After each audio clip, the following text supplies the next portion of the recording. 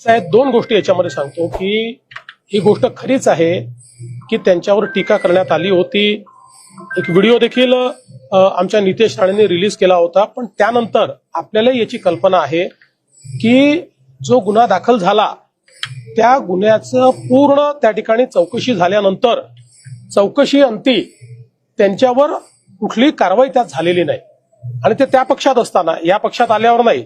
पुन्हा एकदा सांगतो, विधानसभेच्या निवडणुकीच्या आधीच हे सगळं घडलेलं आहे।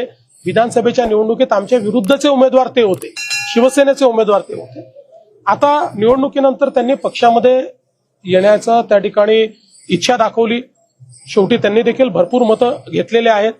आपल्या पक्षात कोणी येत असेल तर आपण निश्चितपणे त्याचं स्वागत करतो। अर्थात अपेक्षा हीच असते की त्यांचा जुना इतिहास काय असेल, वागण्याची पद्धत काय असेल ती बाजूला ठेवून आता त्यांनी भारतीय जनता पक्षाच्या नीती नियमांनी वागलं पाहिजे।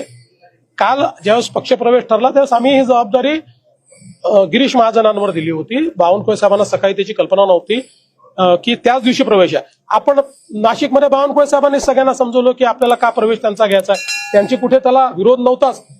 मग ज्यावेळेस गिरीश महाजनांनी सांगितलं की आजचा प्रवेश ठरला आहे त्यावेळेस ते स्वतः हजर होते।